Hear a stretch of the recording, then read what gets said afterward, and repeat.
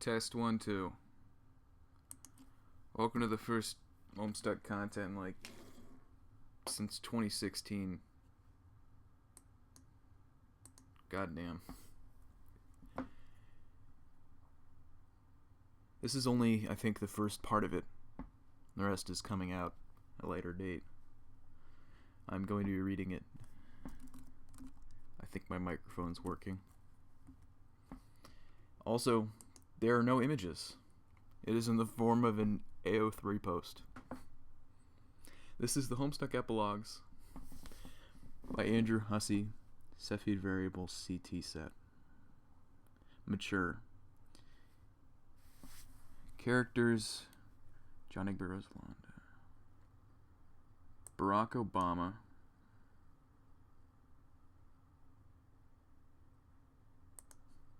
Content warning. Graphic depictions of violence, major character death, rape, the economy, xenophobia, pregnancy, alternate universe, mind control, non-con, breastfeeding, misogyny, sexism, transphobia, misgendering, canon compliant, canon divergent, redemption, dubious consent. I know these are all actually in here, right? I'm willing to bet. I think the breastfeeding was actually removed. Political intrigue, robots, child abuse, rough sex, child neglect, alcohol use, breast milk, death, incestuous undertones, mental illness, suicide, polyamory, clan dynamics, meta abuse, fridging, genocide, diapers, murder, honk children, gender transition, depression, toxic masculinity, sexual abuse, friends to lovers, speciesism, babies, manipulation, gore, infidelity, marriage, non-binary characters, smoking, identity, funerals, religion, eating, food, questioning feet, political rebellion, fascism, rapping, drug use, aliens, possession, light, BDSM, theft, furry, anthropomorphic characters, power imbalance, blood tricks, remote body horror, gerrymandering. What the fuck? Starvation, cuckolding, interspecies relationship, guns, war, assassination, alien biology, detransitioning, chronic illness, vomit, drugging, cannibalism, unhealthy relationships, capitalism, eggs, slut-shaming, black romance, kidnapping, fago, bimbofication. I really don't like this already. Poisoning teenagers, domestic abuse, reality television, oviposition. Holy fuck. Ghosts, revolutionary rhetoric, self-sacrifice, propaganda, super PACs, pica. What the fuck? Early 20th century dance movements, prison camps, existential crisis, xenophilia, daddy issues, bad parenting, addiction, clown. So, honestly, I know a fair bit about this going in. And,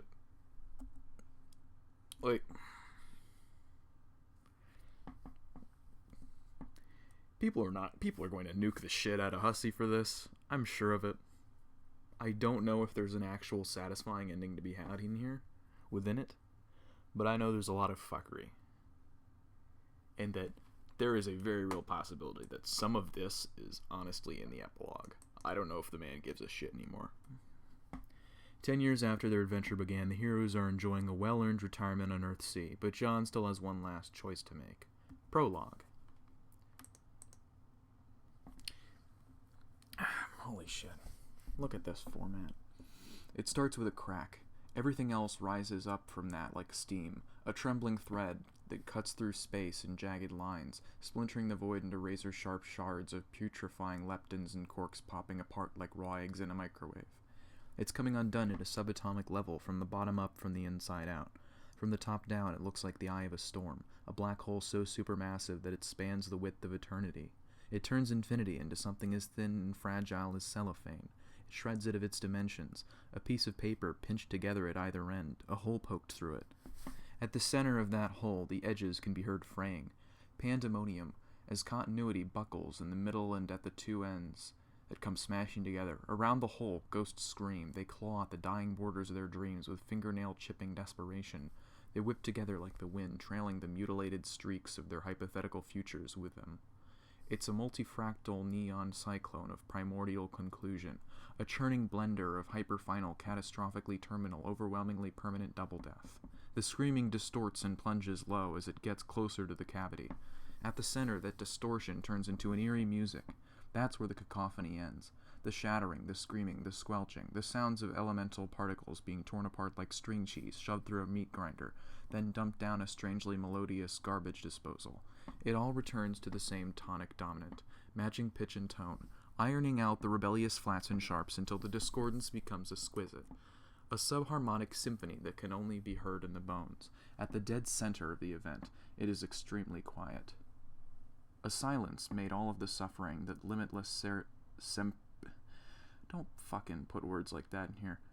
Sempiternity can hold, bleeding together until the prism turns to obsidian. It's too vast to comprehend, too black to behold without closing your eyes. Retreating to the back of your own eyelids is to seek the comfort of familiar darkness. It is to reject an absolute tenebrosity so perfectly alien it threatens to rip the humanity right through your eye sockets.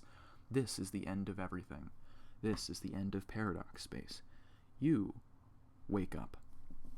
Your name is John Egbert, and you've just had a terrible, deeply pretentious nightmare. You snap out of bed soaked in sweat, your heart hammering like a fire alarm. It is just as you feared. You've been dreaming an anime again. You've no idea what it could mean. Look outside to make sure, absolutely, that the world is not ending. The sun is coming in through your window in bars of soft yellow. The only sound you can hear for miles is the wind skimming the hollows of your neighbor's pipe homes.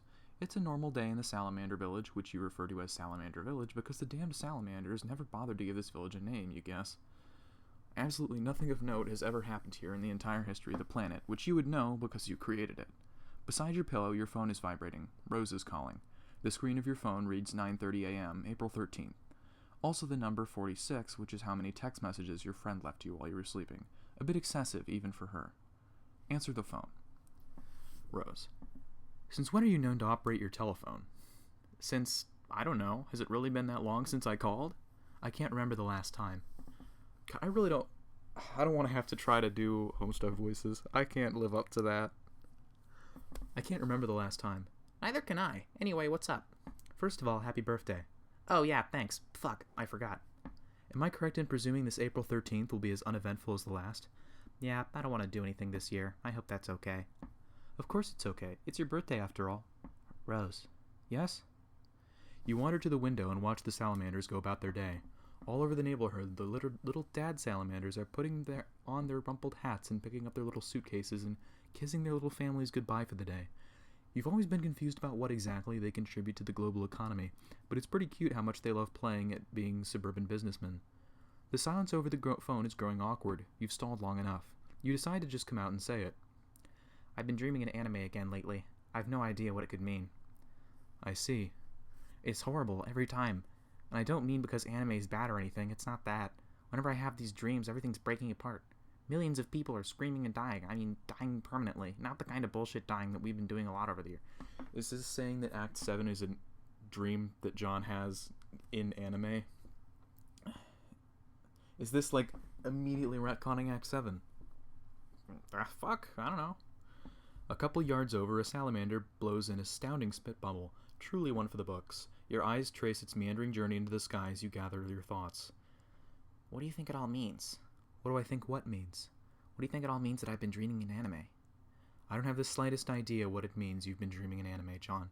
To be honest, You wait for Rose to finish her thought. She doesn't, which is troubling because you've never known Rose to leave a thought unfinished in over 10 years of acquaintance. You suppose it's possible it may have happened one of the times she died. You wouldn't bet on it, though. Rose, are you okay? Not exactly. What's wrong? I think my condition's been getting worse lately. Condition? It's why my message probably sounded urgent. You left 46 messages. Yes, they were all urgent. Oh. I don't think I can wait much longer before telling you. I held out for as long as I could. I figured your birthday was as good a time as any to let you know. Let me know what? It's crept up on me these last couple of years, gradually enough to ignore it as it was happening, but I can't anymore. Lately, the visions have been overwhelming. Visions? John, I have terrible headaches these days. Talking on the phone doesn't help at all. Would you mind flying to my apartment so we can continue this in person? Oh, yeah. You mean now? Yes, now's the time. I've put it off long enough. You move your phone away from your ear and assume an expression you haven't practiced in years. It is the look of a man who actually has something to do. Holding the phone directly in front of your face, you speak into the receiver. Okay, I'm on my way. Bye, Rose. As you hang up the phone, a familiar feeling settles over you. A feeling of standing, being alone in your bedroom. As a young man on your birthday. You swear you felt this feeling before. It's almost like a young man stands alone in his bedroom. It just so happens that today, the 13th of April, is this young man's birthday. Though it was 23 years ago when he was given life, and 10 years ago when he was given a name, it only feels that today is the day he will begin to understand what that all means. That young man is you, John Egbert. What will you do? I'll bite this hangnail.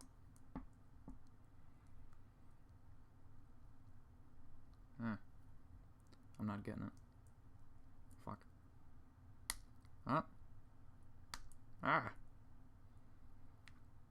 I think I got it. Fingers are all blue from oil paint. Fuck. When you arrive at Rose's apartment, you find her asleep on the couch. You slide the balcony door open quietly. Rose? Her eyes flutter open. She looks like a ghost, and not the kind of ghost that looks and acts like exactly like an alive person. How long have I been sleeping? I don't know. I just got here. Are you okay? Yeah, I'll be fine. It looks like a lot of pills you're taking there. Yeah, it's not what you're thinking, though. What am I thinking? These are controlled substances that have been prescribed by a legitimate doctor to ease the symptoms of my condition. I'm using them only as instructed. Okay. So there's nothing to worry about. But you said you have a condition. Isn't that bad? You watch her rise in stages. Her arm is trembling where she's bracing it on the couch. Oh yes, the condition itself is not ideal, obviously, and perhaps it does constitute something to worry about in the context of a different conversation. All I'm trying to say is, I'm not backsliding, if that's what you're wondering. You spend several pregnant moments saying nothing at all in response to this. You examine Rose's supine, languid form on the couch, optimistic that she will continue speaking any moment now. I struggled with substance abuse for a while, years ago, remember? Rose, Jesus, I wasn't going to accuse you of being a drug addict. And I didn't fly over here to give you an intervention. It sounds like you have some important stuff to tell me, and the fact that you might be sick is more than a little alarming. I wouldn't say I'm sick, just having spectacularly debilitating headaches as a result of my visions becoming more frequent. Oh, yeah. What are these visions you're having? I'm a seer of light, John. I know. So, you mean like your standard psychic visions about the future and stuff? What's going to happen? Should we be worried? It doesn't technically pertain to the future. Well, not our future. My abilities have broadened considerably beyond their previous horizon. They shed light on many unseen events, past, present, future, and realities and frames of reference that have no intersection with ours at all. It may be an unfortunate side effect of God-tier abilities. They can advance at a rate beyond one's physical ability to keep up with. Fortunately, it doesn't seem to be happening to anyone other than me. Yeah, I can't say I've noticed anything like that, or improvement in my powers for that matter. It's not about gaining additional power so much as the gradual dissolving of the boundaries between your own awareness and your many doomed selves who perish in other timelines. It's a slow and apparently rather uncomfortable accretion of knowledge. Perhaps I'm the only one to notice any change, since my aspect explicitly relates to knowledge. I guess that all makes sense. So what are these visions showing you? Many things. They're quite disjointed and sometimes hard to rearrange into coherence. But in totality, I've pieced together a greater understanding of our present situation and all the events that led us here. You watch Rose stagger to her feet and across the apartment. At the kitchenette, she knocks back another pill with a practiced motion, no water. Her vacant stare drills into the countertop as she waits for the medication to take effect. And? And what? What is it about our situation that you wanted to tell me? Is it bad? Good and bad are words that don't mean anything beyond a certain threshold of moral consideration. There's a different scale I've come to understand. Another dichotomy that's less emotional, I guess. Consider, instead of the word good, using the word essential. And what exists at the opposite polarity from essential is something that is not best to contemplate. What are you talking about? This sounds fucked up. Yes, that sounds like a reaction you would definitely have to the things I'm telling you. I really should cut it out and just start from the beginning.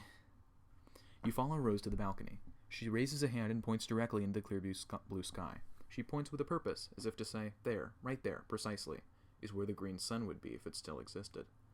The green sun is gone. What? It has been destroyed, at least from the current frame of reference it has. It still existed, and therefore, in a way it's hard to explain, currently exists over a nearly infinite span of time, presiding over the birth and death of countless universes. But this universe, our universe, is not one of them. You saw this in a vision? No. Jade told me. She did? How does she know? She can't draw from its power anymore. She no longer has the ability of a first guardian.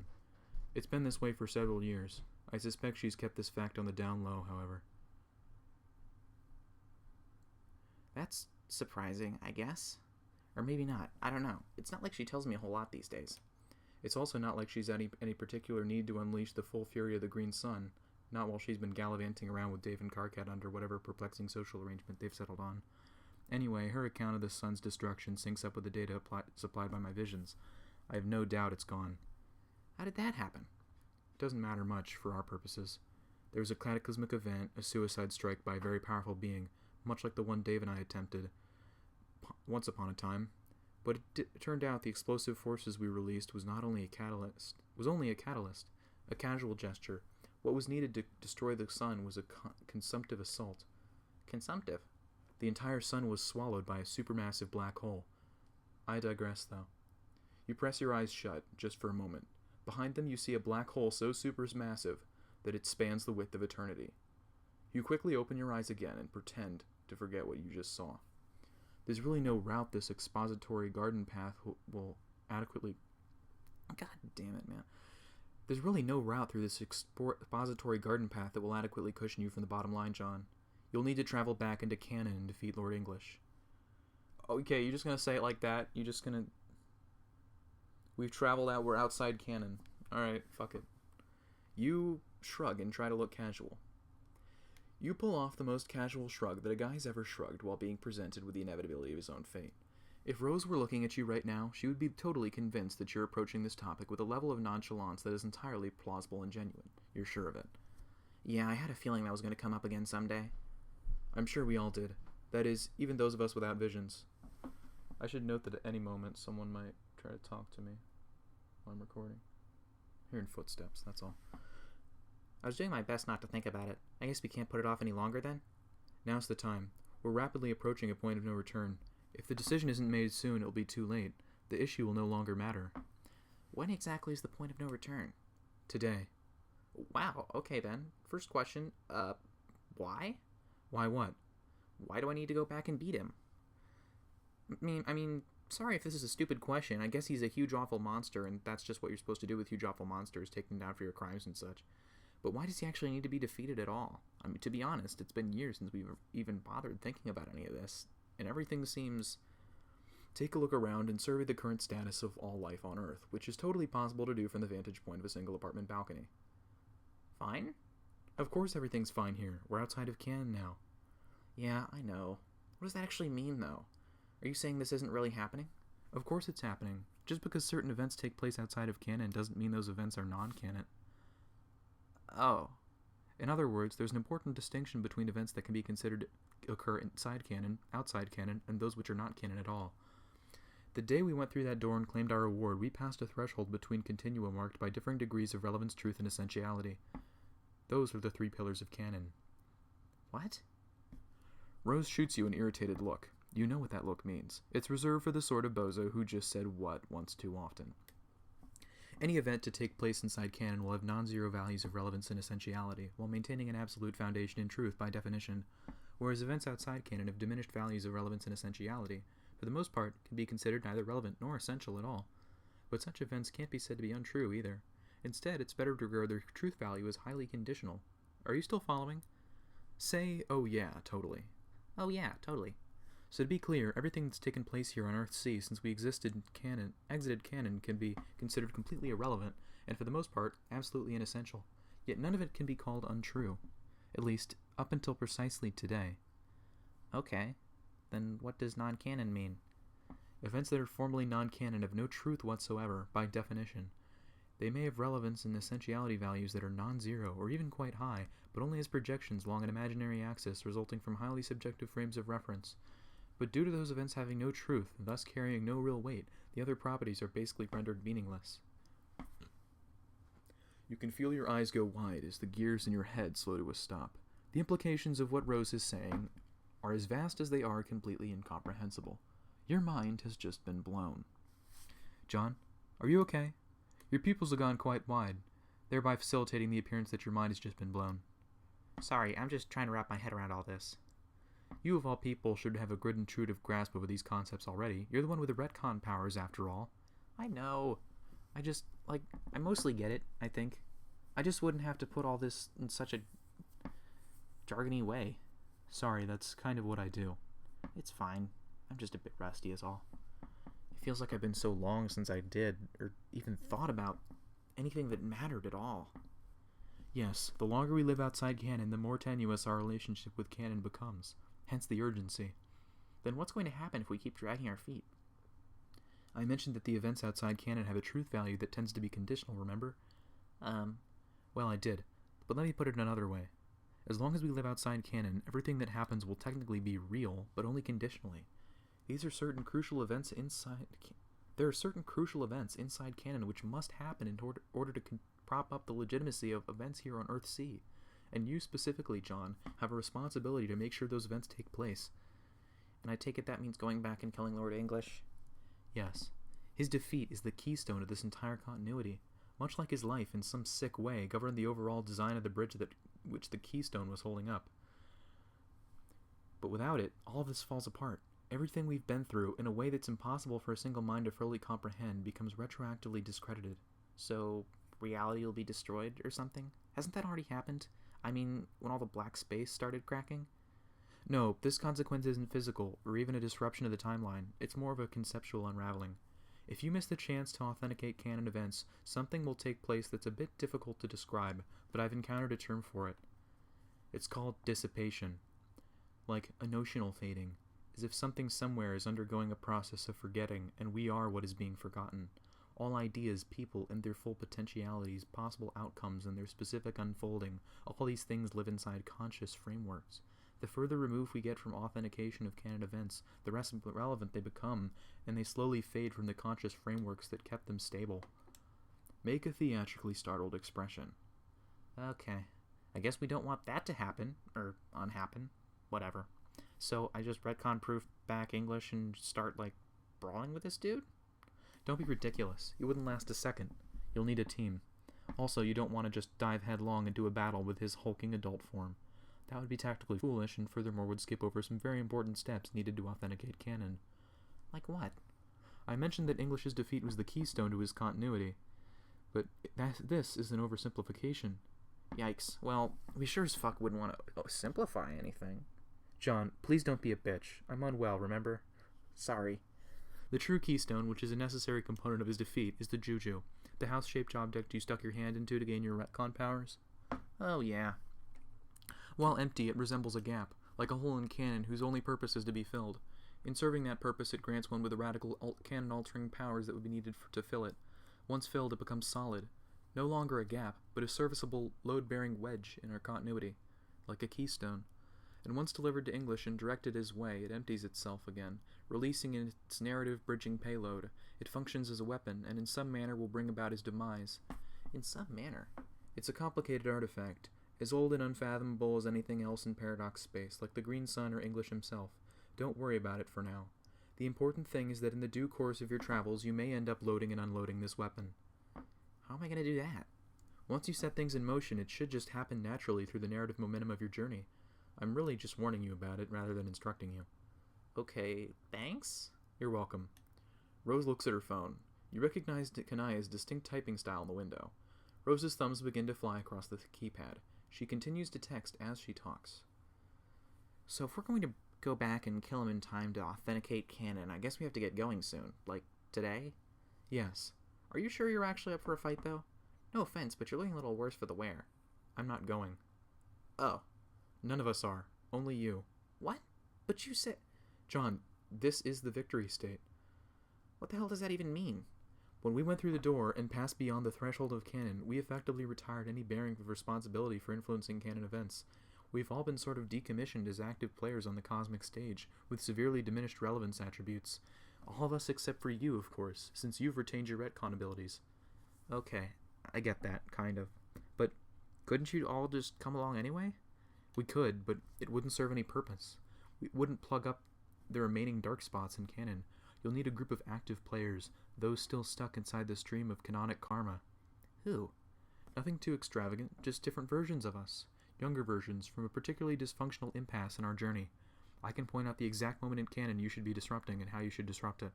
In fact, I've already written it down to spare you the trouble of remembering. Rose leans you back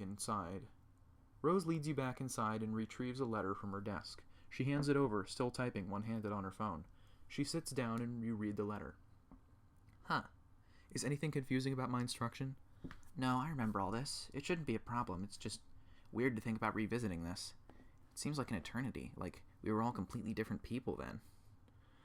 I assure you we were all still fundamentally the same bunch of losers. Rose is ultimately right about this, the way she is about most things. You continue to scan the letter and grimace slightly. Should I really punch her in the face? I felt kind of bad about it. Last time I did that to someone. Yes, you absolutely should and must punch her in the face. You exhale and turn the paper over in your hands. The other side's blank. You flip it back over, having fully processed the instructions drafted in the polished purple handwriting. You like how Rose still writes in purple after all these years. Some things never change. Alright, this seems straightforward enough. I mean, aside from the part we all have to fight an invincible monster. Hope my John voice isn't too annoying. Probably is. He isn't entirely invincible. He'll be vulnerable to Dave's weapon. I believe other gambits should present themselves as well. I don't think it would serve the mission well for me to tell you exactly how it'll go. But at least I can offer this bit of encouragement. If you follow my instruction, English will be defeated. That was terrible. If you follow my instructions, English will be defeated. It is an absolutely essential outcome. And essential, if you'll remember, is the word we should be using instead of good. I see you're advising we go after him when he's young. That makes sense, I guess. Go get him before he gets all big and strong. Like, kind of a surprise attack? Sure. That dude sucks. He was taunting me a while back. Like, I think he wants me to come fight him. Anyway, I ignored him, obviously, because I'm not a stupid idiot. But I guess today will be his lucky day. You take a seat next to Rose on the couch. Examine your friend. Her eyes are closed and her hands are folded in her lap. She's not asleep, but she looks wasted, like all the life in her has been sucked out through a straw, like she's insubstantial.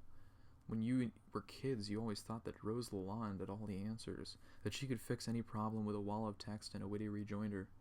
You guess that much about her hasn't changed? She's still trying to solve all the problems you left behind. You can't believe how sick she looks. How did this happen to her? I should probably get going and let you rest. We can talk about all of it when I get back. I'll fill you in on how it went. Hopefully you'll be feeling better by then. Oh, yeah. Is something wrong? Rose opens her eyes and looks at you, but she says nothing, just looks. I'm not scared if that's what you're worried about. You already said we're going to defeat him, so nothing to fret over, right? Yes, Something flickers in her eyes, almost too quick to catch. When she smiles at you, it's warm and sincere. You're going to do great. Rose slides her arms around you. After a while, she releases you from the embrace and gets up to fetch her bottle of pills. She pauses at the bedroom door to look at you one more time. Goodbye, John. She closes the door behind her. Look at the letter. You run your thumbs along the edge of the paper. Is this really it? One hug from Rose and you're off to face your destiny? The instructions in the letter are clear, but you aren't sure precisely what to do next. Inertia and indecision keep your feet planted firmly on the carpet. Then, as if answering directly from your quandary, your phone buzzes in your pocket. It's a text from Roxy. Read text. It sounds important. You get up to go without even thinking about it. You exit through the sliding glass door and leave it open behind you. At this point, I think I need to grab a cup of water. I have one over here. Okay. Good.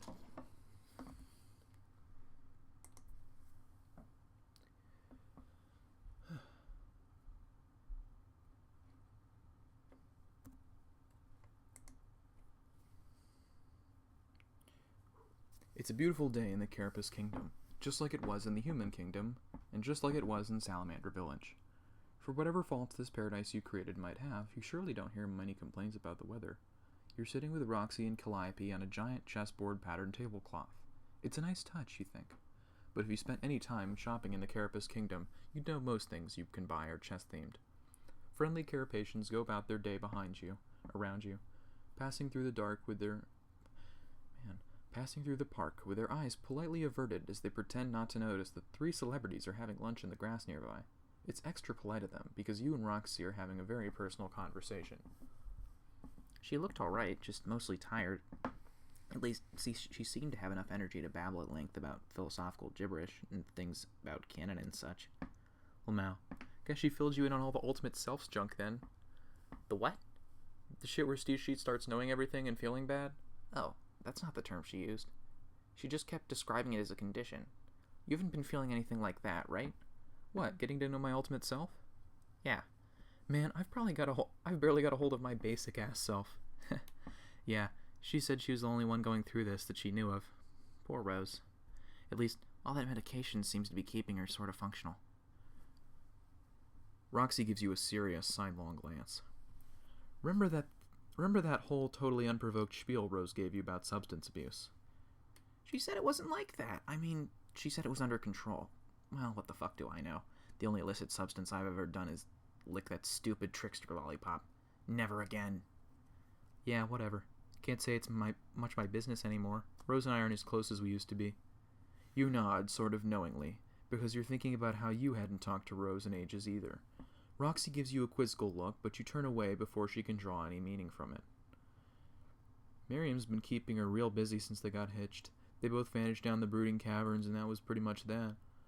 Only since she got sick and spent more time at home did we start talking more again.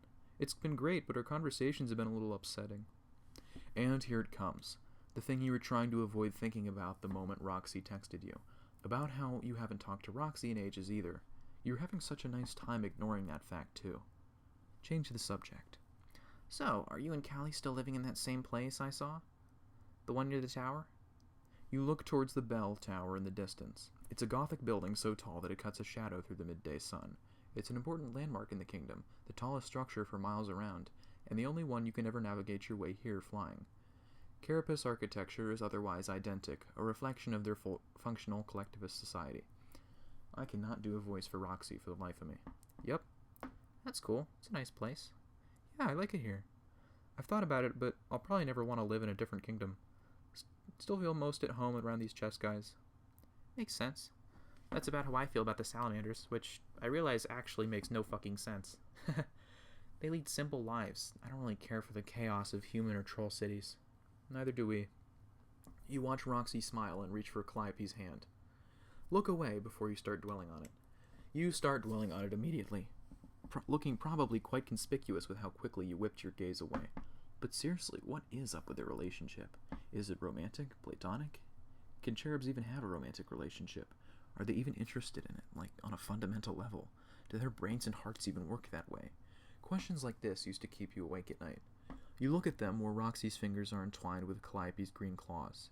Calliope's still wearing the ring of life, the same one you obtained in a ludicrous adventure through the afterlife, and then re-obtained in a ludicrous adventure through canon when it was stolen from you. It's the only one that allowed Calliope to stop being... It's the same one that allowed Calliope to stop being dead in the first place, and to come live with your friends here on your beautifully renovated home planet. And it's the same one you gave Roxy all those years ago, to fulfill a promise made to a very special new friend. At the time, the gesture felt so important. It felt more meaningful than any gift you'd ever given, like there was some grand emotional gravitas about it that signified something deeper than what it turned out to be. You've since concluded you were just imagining things, ascribing symbolic meaning to gestures that they simply didn't carry like the dumb kid you were. Tactfully avoid saying anything at all about Roxy and Calliope's weird ambiguous relationship. So...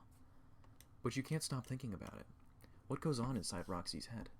What she thinks about you? You and all of your friends have dispositions affected by your classes and aspects. You think you know what that means in your case, but what about her? You can only speculate. Void is a place where things sink and disappear, where they linger forever but cease to exist. You aren't actually sure if your feelings for Roxy ever really faded or if they just grew numb with time and distance. Is it the same for her? You search your soul for the answer but come up empty.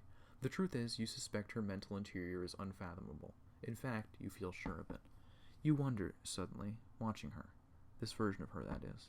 The one with whom you shared all those bittersweet memories. Will you ever see her again? John! What? Please forgive me if I come across as impatient. But if we're finished with the pleasantries, I believe you have a choice to make. Huh? The choice is to whether you'll go to free my brother or stay here. Have you decided yet? There's a choice? Calliope is smiling brightly, but Roxy's face has no expression at all. I was just assuming I had to go. Because if I don't, then a lot of stuff will stop being real. Or, stop being canon. To tell you the truth, I'm a little confused about what'll happen if I don't go. But it sounds like it'll probably be bad. That may be so. We're not here to caution you about the consequences of your decision either way, but there's always a choice. Roxy and I merely wish to invite you here for a nice human picnic, to show our support for whichever decision you make. To be honest, it's a relief to be finally doing this. It is? Mm-hmm.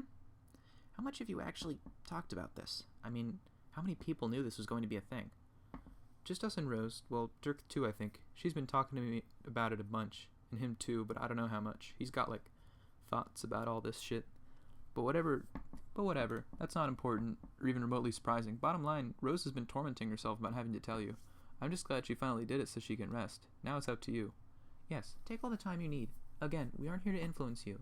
It's very important that the decision came from your desire to go through with it, one way or another. Any tampering could taint the results. Taint the... Wait, what? So what'll it be, John? A chill runs through you and stays there. Consider the gravitas of this choice. You try, but you can't, because you really weren't prepared for it. You didn't think it was a choice at all until this very second. You think back to the way Rose looked at you before she went to bed. What has she told Roxy that she didn't tell you? The chill tightens around your throat and turns into fear. No, not fear. The feeling's worse than that. It's regret.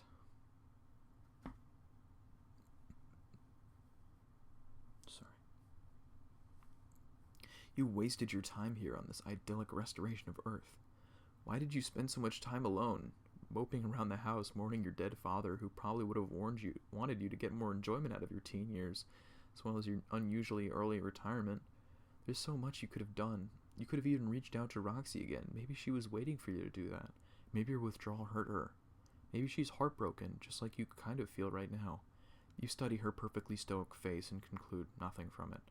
Her expression reminds you of how Dave used to look when you first met for real, before years of living with Carcat softened him up. Impenetrable cool. It's too late to figure any of this out now. You fucked it up already. Unless, of course, you choose to stay. Upon further examination, you realize that Roxy's stoicism isn't cold. There's concern there. She's displaying restraint, keeping quiet while you make up your mind. You're sweating, you realize, cold sweat. Even worse than the anime nightmare, your sweat you woke up soaked in this morning.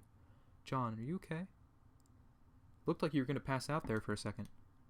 Suddenly, Calliope bolts upright. Of course! What was I thinking? This decision is far too important to be made on an empty stomach. She fetches the picnic basket, which naturally has been sitting there on the tablecloth since the moment you arrived. Here, before you choose which path you're going to take, you should decide what you'd like to eat. I've packed a variety of provisions, easily enough to satisfy the most ravenous picnic-goer's appetite. Behold, an array of savory delights for the carnally inclined.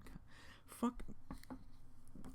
Why do things have to be written so difficultly to read? Lee.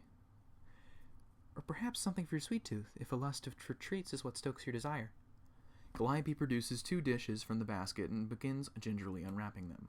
The unwrapping is so ginger, in fact, that there's something almost dramatic about it. Like the opening theme to that boring sci-fi movie with the monolith and the bone-throwing monkeys should be playing as she peels away from the cheesecloth. On one plate is a pile of meat. Rare, almost bleeding cuts from animals you can't identify. The other plate holds a generous heap of colorful, exotic-looking candy. You scout to the side and peek into the basket to see if there's anything else. There's a book in there, but no more food. That's all there is. Contemplate your lunch.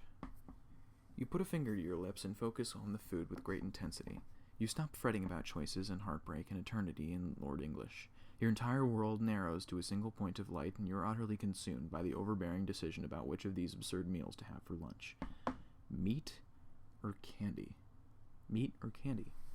The 2 possibilities pinball around your skull. Meat or candy? It's a tough choice. On any other day, you might be inclined to simply follow the whims of your cravings, but no clear victor surges to the forefront of your mind. Either option offers a tempting means of sustenance. You know the meat will be rich and filling, and if you're being honest with yourself, you haven't had the most robust diet as of late. You didn't even have breakfast. It's probably a good idea to eat something resembling a real meal for once. But you're no stranger to Calliope's tastes as far as carnivorous comestibles are concerned. You know every cut on that plate is rare to the core. It'll fill your mouth to bursting with juice, lie heavily on your stomach for hours to come as your body works to break down all the nutritious protein and fat. It might be tough to chew. It might be even tougher to swallow. Maybe the candy is a better choice for a picnic like this, something that'll go down easy and fill you with a bright energy as you pass the time with your friends. You need to know. You need to just let go sometimes and stop worrying about so much what people expect from you, or even what you expect of you. It's not a bad thing to enjoy yourself just for the sake of pleasure, but eat too much and all that sweetness could make you sick. Roxy and Calliope glance at each other in confusion as you deliberate over what to eat. You suppose it's taking a while to choose, but each dish is appealing in certain ways. Each has its potential dietary drawbacks. You don't want to make a decision you can't stomach. Meat or candy, John? Meat or candy? You release your breath when you realize you've been holding it. You're being ridiculous. What's the sense of fussing over lunch? In the end, it doesn't really matter. Whatever you choose, it'll all be flushed down the toilet tomorrow. Just go with your gut. Don't sweat the small stuff. There are more important things out there to fuck yourself up over. To be continued. And I know at this point, like, it says epilogues plural. One of them must be meat. One of them must be candy. The meat one is the meat of the story, and candy is fluff. It's John staying and the story collapsing. And when it says to be continued, I'm sorry to have this insider information. I think I have to cut that. I think I'll get sued if I cut that. If I don't cut that. I think it's coming out next week on 420. Heard it through the grapevine.